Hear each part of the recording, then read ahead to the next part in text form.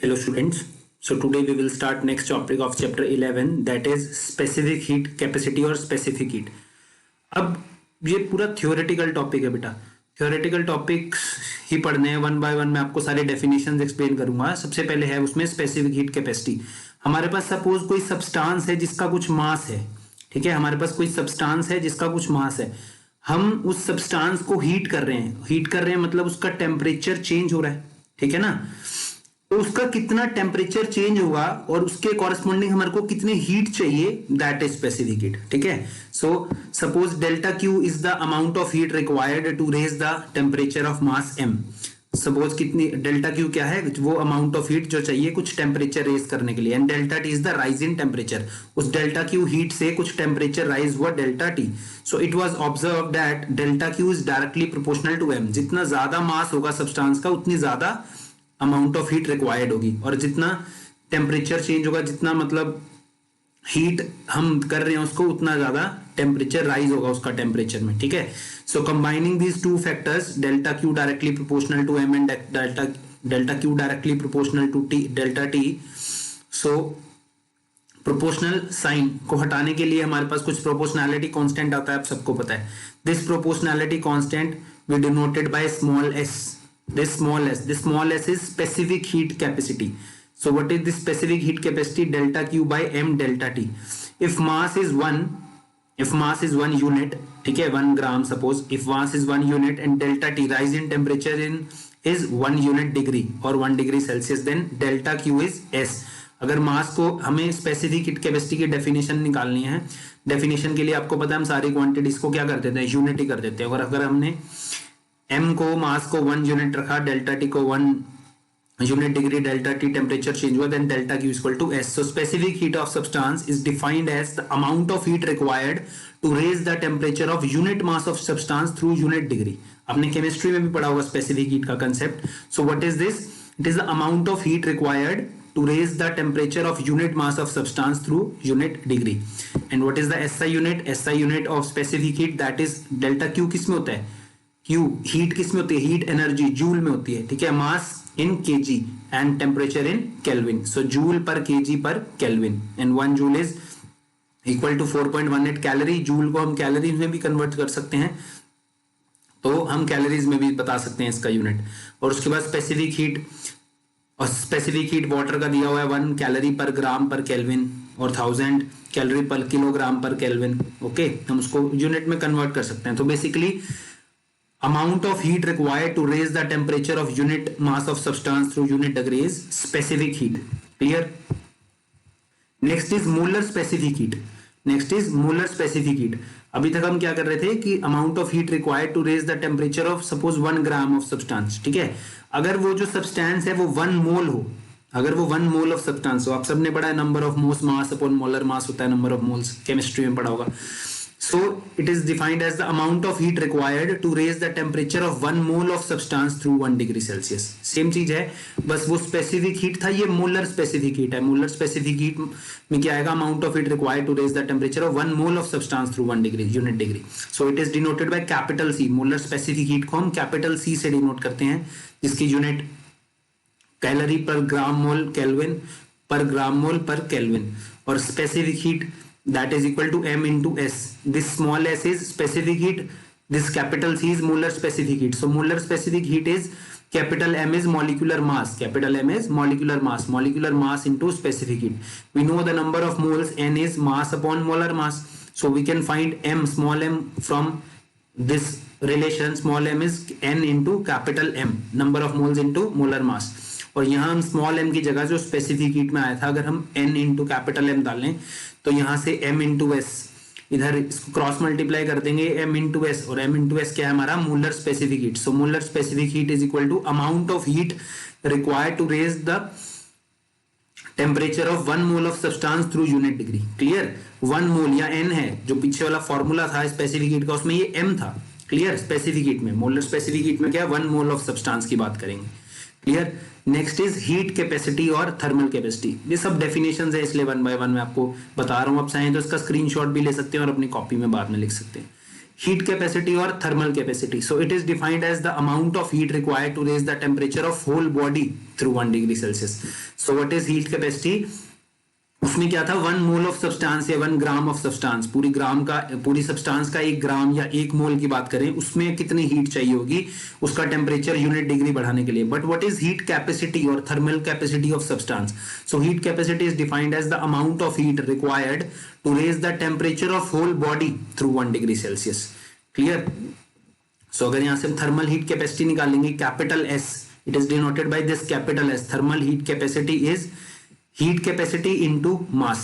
So thermal capacity और heat capacity is the product of specific heat capacity into mass. जो हमने specific heat capacity पढ़ा उसको अगर हम mass से डिवाइड कर देंगे, क्यों? क्योंकि वो 1 ग्राम ऑफ सब्सटेंस के लिए था specific heat. अगर हम उसको पूरे mass of substance से मल्टीप्लाई कर देंगे तो क्या होगा, वो पूरी होल बॉडी का मास हो जाएगा. क्लियर ना? होल बॉडी की स्पेसिफिक हीट, तो पूरी बॉडी की स्पेसिफिक हीट, यही तो डेफिनेशन है. स्मॉल एस क्या है, 1 ग्राम की सपोज यूनिट मास की स्पेसिफिक हीट, उसको एम से मास से मल्टीप्लाई कर देंगे पूरी बॉडी के, तो पूरी बॉडी की स्पेसिफिक हीट हो जाएगी. और पूरी बॉडी की स्पेसिफिक हीट, होल बॉडी की स्पेसिफिक हीट के लिए जो इतनी हीट चाहिए होगी उसका टेम्परेचर इंक्रीज करने के लिए, that is heat capacity, capital S. And what is the formula for heat capacity? It is measured in joule पर केल्विन और कैलोरी पर केल्विन, क्योंकि मास डिनोमिनेटर में मास से कैंसिल हो जाएगा और हमारे पास जो स्पेसिफिक हीट की यूनिट थी उसमें से क्या किलोग्राम कैंसिल हो जाएगा, दैट इज जूल पर केल्विन और कैलोरी पर degree Celsius. So next is calorimetry. तो हमने अभी तक क्या पढ़ा? Specific heat capacity, molar specific heat capacity and thermal capacity. Clear? Next is calorimetry. So this is a branch of physics that deal with the measurement of heat. Calorimetry physics की branch है जो heat को major करने की study करती है. ठीक है? So principle of calorimetry, what is the principle of calorimetry? It states that the heat gained by the cold body must be equal to heat gained by the hot body, heat lost by the hot body, provided there is no exchange of heat with the surroundings. ये तो होता ही है. Suppose मेरे पास, आपके पास एक milk glass है, ठीक है, गरम मिल्क का ग्लास है. अगर आप उसमें वो गरम मिल्क के ग्लास को आपने ठंडा करना है तो आप उसको पानी के कंटेनर में रख दोगे. ठीक है? तो मिल्क का ग्लास क्या है, हॉट बॉडी, और जो वाटर है उसके जिस कंटेनर में रख रहे हो वाटर क्या है, कोल्ड है. तो हीट कहां से कहां फ्लो होगी, from hot body to cold body. कितनी हीट फ्लो होगी? अगर कुछ भी, कैलोरीमेट्री का प्रिंसिपल कहता है अगर कुछ भी हीट सराउंडिंग में लॉस नहीं हुई, कुछ एयर में हीट नहीं गई, तो जितनी हीट मिल्क से लॉस होगी उस ग्लास से उतनी हीट वाटर को मिल जाएगी. ठीक है? यही है principal of calorimetry. It states that the heat gained by the cold body must be equal to heat lost by the hot body provided there is no exchange of heat with the surrounding. Equal कब होगी? heat gained is equal to heat lost जब surroundings में कोई भी heat exchange ना हो. But ऐसा होता नहीं है. ठीक है? सराउंडिंग में कुछ ना कुछ हीट एक्सचेंज होगी. So this is the principle of calorimetry. Next we have to study the change of state. Simple lower classes में आपने पढ़ा होगा, we have 3 states of matter, solid, liquid, gas. हम एक स्टेट को दूसरे स्टेट में चेंज कर सकते हैं. सॉलिड्स को लिक्विड में चेंज कर सकते हैं, लिक्विड को गैसेस में चेंज कर सकते हैं, सॉलिड को डायरेक्ट गैस में चेंज कर सकते हैं. क्लियर? गैस से लिक्विड, लिक्विड से सॉलिड बना सकते हैं. So this is the change of state. So conversion of one state of matter to another is called change of state. Conversion of one of these state of matter to another is change of state. So common change of state are common क्या है? Solid से liquid में convert करते हैं, या liquid से solid में वापस, या लिक्विड से गैस में करते हैं, गैस या वेपर्स, या गैस से लिक्विड में. So ice is heated and its temperature is noted after every minute. तो हम क्या करते हैं? सबसे पहले सपोज हमारे पास आइस है. ठीक है? आइस किस पे होती है? 0 डिग्री सेल्सियस पे. हमने आइस को हीट देना स्टार्ट किया. पहले वो क्या बनेगा? वाटर. पर किस पे बनेगा? पहले वाटर बनेगा वो 0 डिग्री सेल्सियस पे. ठीक है? पहले वो वाटर बनेगा 0 डिग्री सेल्सियस पे. So ice is heated and its temperature is noted after every minute. A graph is plotted between temperature and time. A curve OACBD is obtained. So this graph is obtained. ये temperature और time के बीच में हमने graph बनाया है, और ये टेम्परेचर और हीट के बीच में ग्राफ है. सो सबसे पहले क्या है हमारे पास? आइस है. ठीक है? ये टेम्परेचर सपोज डिग्री सेल्सियस में ये 0. ठीक है? 0 डिग्री सेल्सियस पे क्या होता है? यहां पर जहां कर्सर है मेरा, ये O पॉइंट पे 0 डिग्री सेल्सियस पे क्या होगा? आइस. जब हम इसको हीट करेंगे कुछ टाइम बाद ये आइस क्या बन रही है? वाटर बन रही है. पर ये वाटर भी कहां है? अभी 0 डिग्री सेल्सियस पे. टेम्परेचर चेंज नहीं होता पहले. ठीक है? फिर वाटर जब 0 डिग्री सेल्सियस पे हो, उससे क्या होता है? फिर वाटर वो बॉयल होता है कहां तक? 100 डिग्री सेल्सियस तक. ये वाटर बॉयल हो रहा है 100 डिग्री सेल्सियस तक, from A to B. Clear. अब ये वाटर है 100 डिग्री सेल्सियस पे और हम इसको हीट प्रोवाइड करेंगे तो वाटर से स्टीम बनेगी, बट टेम्परेचर 100 डिग्री सेल्सियस ही रहेगा। वाटर से स्टीम बनेगी, टेम्परेचर 100 डिग्री सेल्सियस ही रहेगा। ये लिक्विड वेपर फेज दोनों यहां पर एग्जिस्ट करते हैं और उसके बाद बिल्कुल वेपर्स उड़ जाएगा पानी, ठीक है ना, सी से डी में।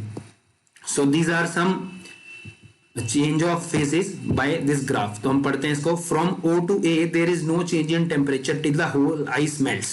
In this process heat is supplied but temperature of ice and water does not change.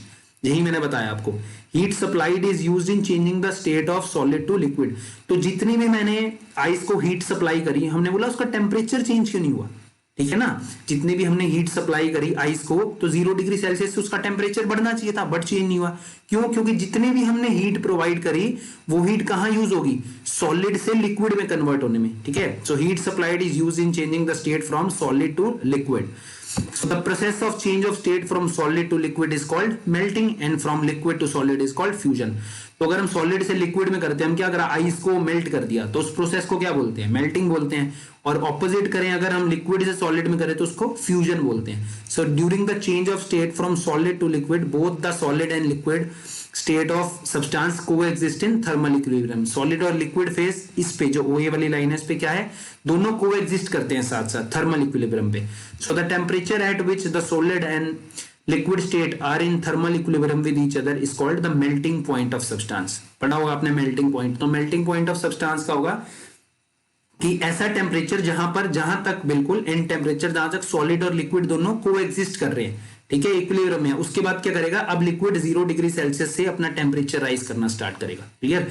तो वो जो एंड पॉइंट है, वो ऐसा पॉइंट जहां सॉलिड और लिक्विड फेज दोनों एग्जिस्ट करते हैं, that is melting point of, जहां पर जस्ट मेल्ट होना स्टार्ट हो रहा है, melting point of that substance. So value of melting point is different for different substance. Her substance की अपने मेल्टिंग पॉइंट होता है और जो प्रेशर के साथ चेंज भी हो जाता है, ठीक है। हर सब्सटेंस का अपना मेल्टिंग पॉइंट होता है और वो टेम्परेचर, कुछ सब्सटेंस जल्दी मेल्ट हो जाते हैं, उनका मेल्टिंग पॉइंट जल्दी आ जाता होगा।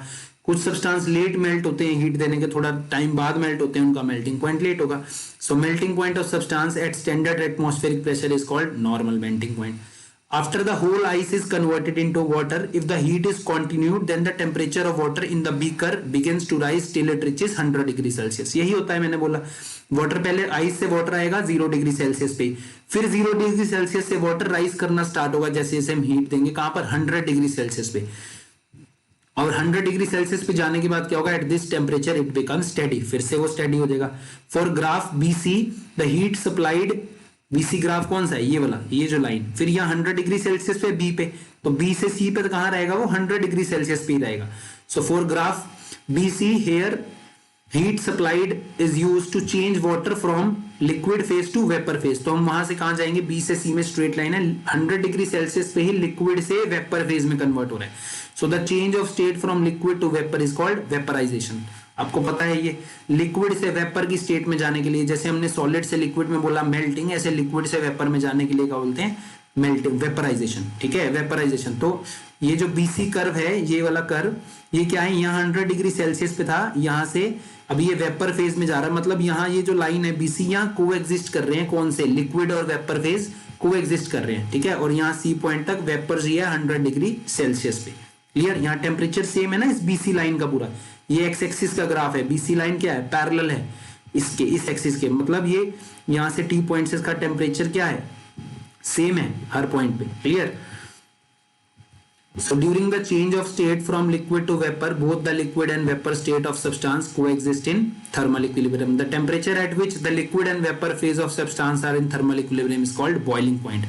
हम बोलते हैं ना आइस मेल्ट होगी, वाटर बॉयल हो गया, तो वो टेम्परेचर जिसपे वाटर और वेपर कोएग्जिस्ट कर रहे हैं, that is boiling point of substance. So the boiling point of substance increases with increase in pressure. Boiling point जैसे जैसे हम प्रेशर इंक्रीज करते हैं, बॉइलिंग पॉइंट इंक्रीज होता रहता है। उससे ऑपोजिट अगर बोले तो जैसे जैसे प्रेशर डिक्रीज होता है, बॉइलिंग पॉइंट डिक्रीज होता रहता है, क्लियर। जैसे जैसे प्रेशर डिक्रीज होता है, बॉइलिंग पॉइंट डिक्रीज होता रहता है। और यही कारण है जो हम हिल्स पे हम कुकर का यूज करते हैं। कुकर में क्या होता है, अगर बॉइलिंग पॉइंट कम होगा, ऊपर जाते हुए प्रेशर कम होता है हिल्स पे, बॉइलिंग पॉइंट कम हो जाएगा, बॉइलिंग पॉइंट कम हो जाएगा तो सब्जी जल्दी बॉयल हो जाएगा वाटर, बट सब्जी नहीं बनेगी जो भी हम वेजिटेबल बना रहे होंगे। इसीलिए हम क्या करते हैं, प्रेशर कुकर का यूज करते हैं, हम उसका प्रेशर इंक्रीज कर देते हैं। प्रेशर इंक्रीज करते हैं तो बॉइलिंग पॉइंट इंक्रीज होता है, बॉइलिंग पॉइंट इंक्रीज होता है तो अच्छे से जो भी वेजिटेबल है अच्छे से कुक हो जाएगी। So due to this fact cooking is easier in pressure cooker. So all the substance which do not pass through the three states, solid, liquid and gas, जो जितनी, जरूरी नहीं है कि हमेशा ऐसा हो कि सॉलिड से लिक्विड में कन्वर्ट हो, सॉलिड से लिक्विड से गैस में कन्वर्ट हो, ठीक है। कुछ सब्सटेंस ऐसे भी होते हैं जो सॉलिड से डायरेक्ट गैस में कन्वर्ट होते हैं। So there are certain substances which on heating directly pass from solid to vapour state without passing through the liquid state. Solid carbon dioxide जो होती है, जो सॉलिड कार्बन डाइऑक्साइड होती है वो डायरेक्ट सॉलिड से वेपर फेज में जाती है। So change from solid to vapour state without passing through the liquid state is called sublimation. Solid से डायरेक्ट वेपर फेज में जाने को क्या बोलते हैं, sublimation. Example solid carbon dioxide और आयोडीन। सो सॉलिड से लिक्विड फेज में जाने को क्या बोलते हैं हम, मेल्टिंग। लिक्विड से वेपर में वेपराइजेशन। सॉलिड से डायरेक्ट वेपर्स में जाने के लिए क्या बोलते हैं, सब्लिमेशन।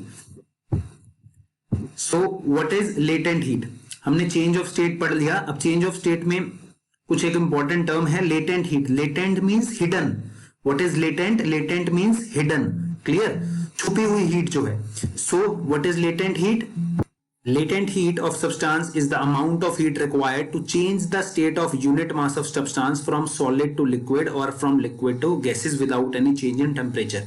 तो इसलिए इसका नाम पड़ा लेटेंट हीट। मतलब जितनी भी हम हीट सप्लाई करते हैं, सपोज आइस को जितनी हीट सप्लाई करी तो वो आइस से वाटर तो बन गया, सॉलिड से लिक्विड तो बन गया, बट उसका टेम्परेचर चेंज नहीं हुआ। तो वो हीट गई कहां, जो हमने आइस को सप्लाई करी, that is used to convert solid to liquid. So वो हीट हमारे को कहीं दिखी नहीं ना, मतलब टेम्परेचर की फॉर्म में, टेम्परेचर इंक्रीज की फॉर्म में हमारे को दिखी नहीं। So that heat is latent heat और hidden heat, clear। So latent heat is the amount of heat energy required to change the state of unit mass of substance from solid to liquid or from liquid to gases without any change in temperature। So what is latent heat of fusion, the heat required to change a state of substance from its solid to liquid phase as at its melting point is called latent heat of fusion. तो दो तरह की latent heat होती है हमारे पास, एक latent heat of fusion, एक लेटेंट हीट ऑफ वेपराइजेशन। तो heat required to change state of unit mass from solid to liquid phase at its melting point is called latent heat of fusion. जितनी heat चाहिए होती है हमारे को latent heat solid से liquid में convert करने के लिए at its melting point is called latent heat of fusion. और जितनी हीट चाहिए होती है लिक्विड से वेपर फेज में जाने के लिए that is latent heat of vaporisation, clear. So latent heat क्या है, वो हिडन हीट जो सॉलिड से लिक्विड या लिक्विड से वेपर में कन्वर्ट तो कर देती है बट उस सब्सटेंस का टेम्परेचर चेंज नहीं करती। क्यों, क्योंकि वो हीट तो यूज होगी ना सॉलिड से लिक्विड में कन्वर्ट करने में, that is latent heat. It is measured in joule per kg or calorie per gram. Latent heat of fusion of ice is this numerical value and latent heat of vaporization of is this. No need to remember these values. अगर आपको कुछ question आएगा इससे related तो आपको numerical value exam में दी होगी। So what is specific heat of gas at constant volume, हमने स्पेसिफिक हीट पढ़ा था, amount of heat required to raise the temperature of unit mass और 1 gram of substance through 1 degree Celsius, that is specific heat. तो दो तरह की specific heat होती है हमारे पास, specific heat at constant pressure and specific heat at constant volume. तो specific heat at constant volume क्या है, same definition, it is the amount of heat required to raise the temperature of 1 gram of gas through 1 degree Celsius और 1 kelvin when the volume of gas is kept constant. Name ही है इसका, specific heat of gas at a constant volume, ठीक है। So amount of heat required to raise the temperature of 1 gram of gas through 1 degree Celsius, keeping the volume constant, that is specific heat at constant volume. It is denoted by this CV. Clear? It is denoted by this CV. And what is specific heat of gas at constant pressure? अब आपको समझ आ जाएगा. So it is the amount of heat required to raise the temperature of 1 gram of substance through 1 degree Celsius, keeping the pressure of gas constant. जब pressure constant है उसमें हमारे को जितनी हीट चाहिए होगी किसी भी गैस के 1 ग्राम गैस के सब्सटेंस को 1 डिग्री सेल्सियस टेम्परेचर राइज करने में, तो वो कहेंगे specific heat at constant pressure. जब वॉल्यूम कांस्टेंट है that is specific heat at constant volume. Volume में स्पेसिफिक हीट सी के साथ वी आ जाएगा और एट कांस्टेंट प्रेशर में सी के साथ पी आ जाएगा, एट कांस्टेंट प्रेशर। सेम जैसे हमने स्पेसिफिक हीट की बात करी थी, हमने मोलर स्पेसिफिक हीट की भी बात करी थी, तो मोलर स्पेसिफिक हीट भी कांस्टेंट वॉल्यूम पे होगी और कांस्टेंट प्रेशर पे होगी। So it is the amount of heat required to raise the temperature of 1 gram mole of gas through 1 degree Celsius, that is molar specific heat. It is denoted by capital CV. वहां small C भी था. And molar specific heat at constant pressure, amount of heat required to raise the temperature of 1 gram mole of substance through 1 degree Celsius when pressure is kept constant. That is molar specific heat at constant pressure. Cp, वहां पर small cp था या capital cp, तो cv, capital cv और small cv में क्या फर्क होगा? मोलर मास का फर्क होगा. सो cv is m into cv. वो मोलर स्पेसिफिक हीट थी, वो स्पेसिफिक हीट थी, तो capital cv is molar mass into cv. वो यहां पर क्या है, वो 1 ग्राम सब्सटेंस है, ये 1 ग्राम मोल सब्सटेंस है, तो किसका फर्क होता है? 1 मोलर मास का फर्क होता है. तो cv is m into cv and cp is m into cp. सो अगर हम इन दोनों वैल्यूज को डिवाइड करते हैं cp बाई cv, तो क्या आएगा? cv by cv, cv by cp is equal to cv by cp. Small cv और कैपिटल cv इक्वल है, तो कोई प्रॉब्लम नहीं है. बट जो इनका रेशियो है कैपिटल cv बाई cp का या स्मॉल cv बाई cp का, इनका रेशियो कांस्टेंट होता है, जिसको हम गामा से डिनोट करते हैं. इनका रेशियो क्या होता है? कांस्टेंट होता है, जिनको हम गामा से डिनोट करते हैं. So gamma is cp by cv. बहुत इंपॉर्टेंट रिलेशन है, एग्जाम में जरूर पूछते हैं. Gamma is cp by cv, और इस गामा के बारे में हम और भी पढ़ेंगे अगले चैप्टर्स में. Gamma is cp by cv. Clear? So gamma is the ratio of specific heat of gas at constant pressure to the molar specific heat of gas at constant volume. और जो Cp और Cv होता है, इसमें क्या है? Cp greater होता है Cv से. ये क्वेश्चन जरूर पूछते हैं, Cp और Cv में से Cp ग्रेटर क्यों होता है? So when heat is given to a gas at constant volume, it is used in increasing the internal energy of gas. That is in raising the temperature of gas and no heat is spent in expansion of gas. तो जब constant volume पे हम gas को heat करते हैं तो gas की internal energy को बढ़ा देता है. इंटरनल एनर्जी जो टर्म है वो भी आगे चैप्टर्स में और क्लियर होगी, बट उसकी एक्सपेंशन नहीं करता, गैस एक्सपैंड नहीं होती. ठीक है, बट जब हम हीट कांस्टेंट प्रेशर पे सप्लाई करते हैं तो हीट दो जगह स्पेंड होती है. Part of heat is used in increasing the internal energy of gas and hence the temperature of gas. Internal energy increase करता है, मतलब टेम्परेचर इंक्रीज करता है. ये जो Cp माइनस Cv वाला रिलेशन है कि इंटरनल एनर्जी इंक्रीज करने से टेम्परेचर इंक्रीज करते हैं, ये और अच्छे से समझ आएगा जो नेक्स्ट चैप्टर हम थर्मोडायनेमिक्स पढ़ेंगे. क्लियर? सो कुछ इसमें परेशान होने की जरूरत नहीं है, अभी इतना समझो. और इतने हीट रिक्वायर होती है इंटरनल एनर्जी और टेम्परेचर को बढ़ाने में, और remaining amount of heat is used in expansion of gas against the internal pressure. So इसमें एट कांस्टेंट प्रेशर ज्यादा हीट चाहिए होती है रेदर देन कांस्टेंट वॉल्यूम के. कांस्टेंट प्रेशर में ज्यादा हीट चाहिए होती है. So more heat is required for raising the temperature of 1 mole of gas through 1 degree Celsius at constant pressure than at constant volume. That's why Cp is greater then Cv. Cp क्या है? Molar specific heat at constant pressure. तो ज्यादा heat चाहिए होती है हमारे को eight constant pressure पे रेदर देन कांस्टेंट वॉल्यूम पे. That means Cp is greater then Cv. Next is a very important topic, exam में ये डेरिवेशन जनरली पूछते हैं, थर्मल कंडक्टिविटी.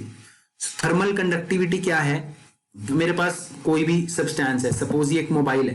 क्लियर? ये एक मोबाइल है, ये वाला इसका जो मोबाइल का ये वाला एंड है ये हॉट है, और ये वाला जो एंड है ये कोल्ड है. ये हॉट एंड है और ये कोल्ड एंड है. तो अगर पूरे मोबाइल यहां पर है, यहां से मैंने हीट देना शुरू किया तो धीरे धीरे क्या होगा? वो हीट इधर ट्रांसफर होगी. ठीक है, from hot end to cold end. ठीक है, वो प्रॉपर्टी हीट कितनी जल्दी ट्रांसफर होगी. ठीक है ना, हीट कितनी जल्दी ट्रांसफर होगी यहां से यहां जाने में, हॉट से इसको सेम टेम्परेचर में लाने में. ये सपोज अभी कोल्ड है, ये हॉट है, जब मैं यहां से हीट करूंगा तो धीरे धीरे हीट आगे बढ़ेगी, सप्लाई होगी, यहां तक पहुंचेगी. तो इसकी कितनी एबिलिटी है कि ये कितनी जल्दी हीट ट्रांसफर करे, कितनी हीट ट्रांसफर करे, वो सब हमारे को थर्मल कंडक्टिविटी से पता लगता है. ठीक है, थर्मल कंडक्टिविटी से पता लगता है. अगर कभी पैन में आप सपोज कभी खाना बनाया, मैगी बनाई, आप सबने बनाई होगी. मैगी बनाते हुए आप पैन में ही स्पून रख दो, जिससे भी आप मैगी बना रहे हो बड़ा स्पून रख दो अगर पैन में. ठीक है, और मैगी बन रही है, टच है, वो नीचे से हीट आ रही है पैन को, और वो हीट आपके स्पून को भी मिल रही है. ठीक है, तो थोड़ी देर बाद स्पून गर्म हो जाएगा. ऑल्दो वो डायरेक्टली उससे टच में, अगर टच में ना होता तो भी हीट क्या हो रही है? ट्रांसफर हो रही है. ठीक है, थर्मल कंडक्शन हो रहा है, conductivity, that is thermal conductivity. So it is a measure of ability of solid to conduct heat through it. Solid की एबिलिटी की, वो अपने अंदर से हीट को कंडक्ट करता है, that is thermal conductivity. Mobile के अंदर से यहां हीट कंडक्ट हो रही है, तो इसकी एबिलिटी है, that is thermal conductivity.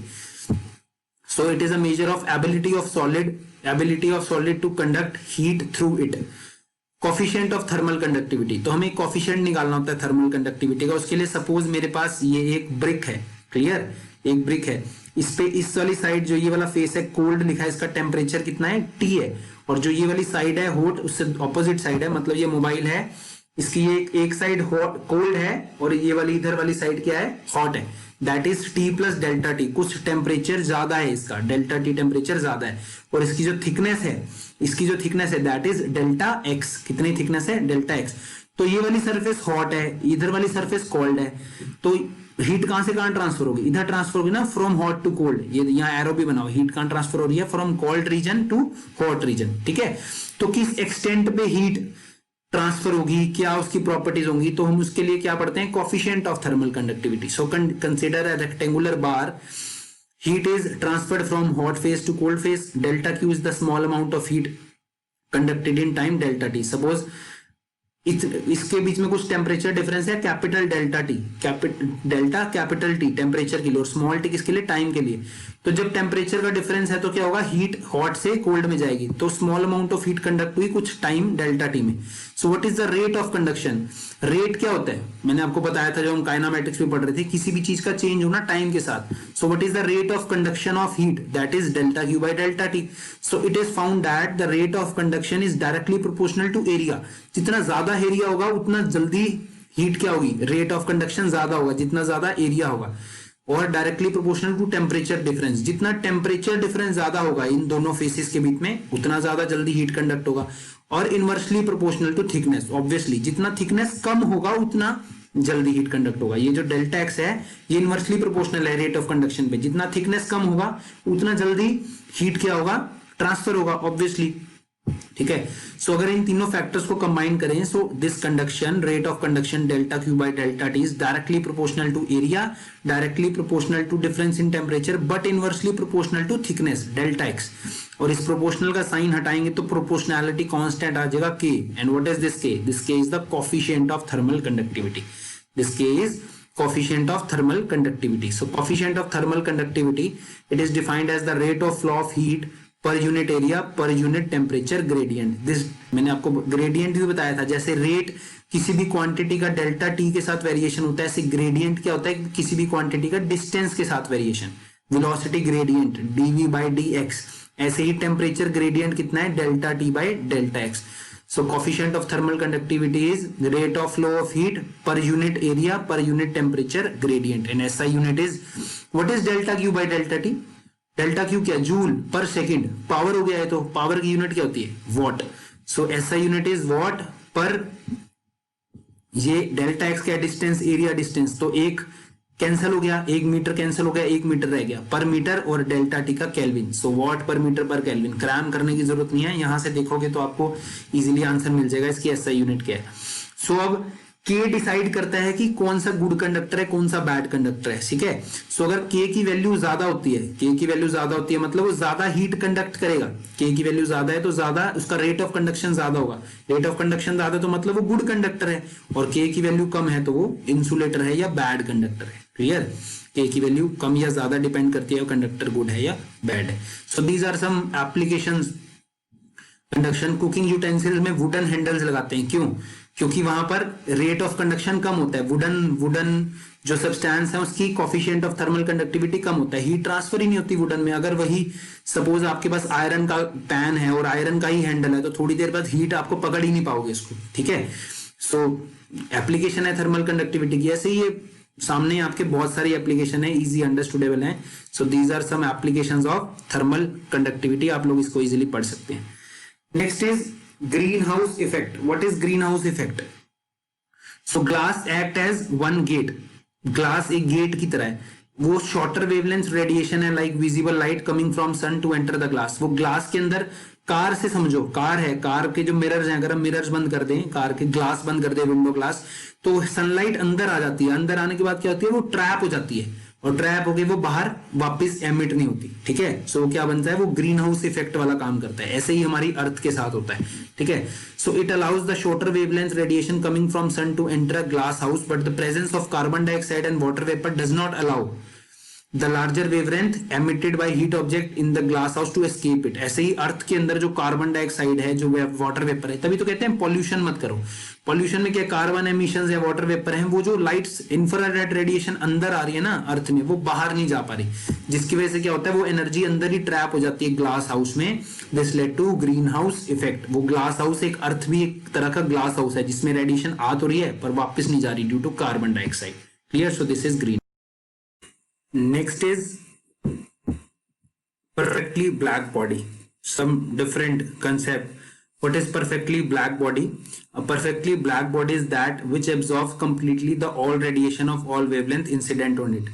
Perfectly black body क्या होती है? ऐसी बॉडी जिसपे जो भी रेडिएशन फॉल हो, ठीक है ना, जो भी रेडिएशन फॉल हो वो सारी रेडिएशंस को वो क्या कर ले? एब्जॉर्ब कर ले। सारी रेडिएशन को क्या कर ले? एब्जॉर्ब कर ले। So as a perfectly black body neither reflects nor transmit any radiation, therefore the absorbing power of perfectly black body is unity. Basically क्या है, सपोज मेरे पास ये बॉडी है, क्लियर, इसमें कुछ रेडिएशन फॉल करी, अब क्या करेंगे, कुछ रेडिएशन ये एब्जॉर्ब कर लेगा, तभी तो थोड़ी देर बाद हीट हो जाता है। अगर इसको सनलाइट में रख देंगे थोड़ी देर बाद, कोई भी सब्सटेंस रखेंगे, हीट हो जाएगा, ठीक है। तो अगर इस पे कुछ रेडिएशन फॉल करी है तो उसमें से कुछ रेडिएशन, जो रेडिएशन फॉल करी है, कुछ रेडिएशन एब्जॉर्ब हो जाएंगी, कुछ इसके अंदर से ट्रांसमिट होकर दूसरी साइड निकल जाएंगी, कुछ रिफ्लेक्ट हो जाएंगी। सपोज ये मोबाइल नहीं है, कुछ भी सब्सटेंस है, ठीक है। तो फैक्ट क्या है कि कुछ रेडिएशन इस पे फॉल करेगी मतलब कुछ उसको एब्जॉर्ब कर लेगा, कुछ को ट्रांसमिट कर देगा और कुछ को रिफ्लेक्ट कर देगा, ठीक है। सो परफेक्टली ब्लैक बॉडी क्या होती है, जो सारी की सारी एब्जॉर्ब कर लेती है और कुछ भी रिफ्लेक्ट या ट्रांसमिट नहीं करती। So as a perfectly black body neither reflects nor transmit, therefore the absorbing power of perfectly black body is unity। तो सारी की सारी एब्जॉर्ब कर ली तो उसकी एब्जॉर्बिंग पावर क्या होगी? यूनिटी होगी, वन होगी, मतलब सारी वेवलेंथ एब्जॉर्ब कर ली। So colour of an opaque body is the colour of radiation reflected by it. अब या आपको तो ये पता है, किसी भी चीज का, सपोज आपको कुछ, ये बुक है, इस बुक का कलर दिख रहा है, सपोज ये मैरून या रेड कलर दिख रहा है। ये क्यों दिख रहा है रेड कलर? क्योंकि ये मैरून या रेड लाइट रिफ्लेक्ट कर रहा है जो हमारी आईज में आ रही है, इसलिए हमारे को ये कलर दिख रहा है। So colour of an opaque body is the colour of radiation reflected by it. As a black body reflects no wavelength it appears black. तो ब्लैक बॉडी क्या करती है? ब्लैक बॉडी सारी रेडिएशन, हमने बोला, एब्जॉर्ब कर लेती है, कुछ भी रिफ्लेक्ट नहीं करती। जब कुछ रिफ्लेक्ट नहीं करेगी तो हमारे को कैसी दिखेगी वो बॉडी? ब्लैक दिखेगी। So what ever be the colour of radiation incident on it. तो किसी भी इंसिडेंस, किसी भी कलर, कोई भी कलर इंसिडेंट हो उस पे, ब्लैक बॉडी पे, जब वो कुछ रिफ्लेक्ट ही नहीं करेगी तो हमारे को वो बॉडी कैसे दिखेगी? ब्लैक दिखेगी। So when a perfectly black body is heated to a suitable temperature it emit radiation of all possible wavelength. जब एक पर्टिकुलर टेम्परेचर पे, सूटेबल टेम्परेचर पे किसी ब्लैक बॉडी को हम हीट कर देते हैं तो सारी पॉसिबल वेवलेंथ जितनी भी उसने एब्जॉर्ब करी है वो एमिट करना स्टार्ट कर देती है। So radiation given out by a perfectly black body is called black body radiation. So black body जब रेडिएशन एमिट करती है हीट होने के बाद, तो उन रेडिएशन को क्या बोला जाता है? ब्लैक बॉडी रेडिएशन, और फुल रेडिएशन और total radiation. A perfectly black body can not be realised in practice. जो सबसे इंपॉर्टेंट चीज है कि कोई भी बॉडी परफेक्टली ब्लैक बॉडी नहीं होती। हमने बोला परफेक्टली ब्लैक बॉडी क्या है? जो सारी रेडिएशन एब्जॉर्ब कर लेगी, कुछ भी रिफ्लेक्ट नहीं करेगी, ठीक है, कुछ भी रिफ्लेक्ट नहीं करेगी, कुछ भी ट्रांसमिट नहीं करेगी। बट एक्चुअल में कोई भी बॉडी रियलिटी में परफेक्टली ब्लैक बॉडी नहीं होती। वो कुछ ना कुछ तो रिफ्लेक्ट करती है, एब्जॉर्ब कर लेती है। 95%, 98% एब्जॉर्ब कर लेगी रेडिएशन, 2% तो रिफ्लेक्ट करेगी या ट्रांसमिट करेगी, ठीक है। कोई भी बॉडी परफेक्टली ब्लैक बॉडी नहीं होती। सो what is black body? Black body is a body that can absorb completely all the radiation falling on it and do not perfectly black body, ठीक है। perfectly black body क्या है? जो सारी radiations को absorb कर लेती है। Based on this we have two laws, Stefan laws and Wien's laws. Clear? तो हमारे को ये दो लॉज पढ़ने हैं। What is Stefan's laws? It states that the amount of heat energy emitted per second by a unit area of a perfectly black body, suppose कोई body पर black body है, उस पर कुछ हमने टेम्परेचर से इंक्रीज कर दिया उसका टेम्परेचर, तो हमने बोला टेम्परेचर इंक्रीज करेंगे तो वो क्या करेगी? हीट एमिट करने लग जाएगी, ठीक है। सो उसी के ऊपर लॉ बना हुआ है। It states that the amount of heat energy emitted per second per unit area of a perfectly black body is directly proportional to fourth power of absolute temperature of body। तो जो heat energy emit कर रही है per second per unit area, वो directly proportional होगी fourth power of temperature की, absolute temperature of that body. जब body हम टेम्परेचर देंगे तभी वो हीट एमिट करेगी। तो उसकी कितनी हीट एनर्जी है? That heat energy per second per area, E capital E, is directly proportional to fourth power of the temperature, और जब ये डायरेक्टली प्रोपोर्शनल हटाएंगे तो कांस्टेंट ऑफ प्रोपोर्शनैलिटी आ जाता है। इस बार इसको सिग्मा से डिनोट करते हैं, that sigma is Stefan's constant. Stefan's law है ये, और उसका जो सिग्मा कांस्टेंट आएगा that is Stefan's constant, and its value is 5.67 multiply by 10⁻⁻⁸ watt per meter square per Kelvin power 4. So if a perfectly black body at temperature T is surrounded by a black body enclosure of temperature T naught, then the amount of thermal energy emitted per area per unit time by a black body is E sigma T4 minus T04. Suppose ये black body है मेरे पास, ठीक है, इस body का temperature क्या है, इस बॉडी का टेम्परेचर है T, क्लियर। इसको अगर मैंने एक और बॉडी से इसके ऊपर एक बॉक्स लगा दिया, इसको एक और बॉडी से ढक दिया, इसको, इस मोबाइल को, जिसका टेम्परेचर टी नॉट है, जिसका टेम्परेचर टी नॉट है, तब ये कितनी रेडिएशन एमिट करेगी, कितनी रेडिएशन एमिट करेगी, that is equal to sigma T4, जो मोबाइल का टेम्परेचर, मतलब जो ब्लैक बॉडी का टेम्परेचर है, minus T04 where T is greater than T0। For bodies which are not perfectly black, जो कि रियलिटी में होता है, स्टीफन लॉ में be put as E equal to this epsilon, this is epsilon, not E, epsilon, EPSLION, epsilon. E is epsilon sigma T4, where this epsilon is emissivity,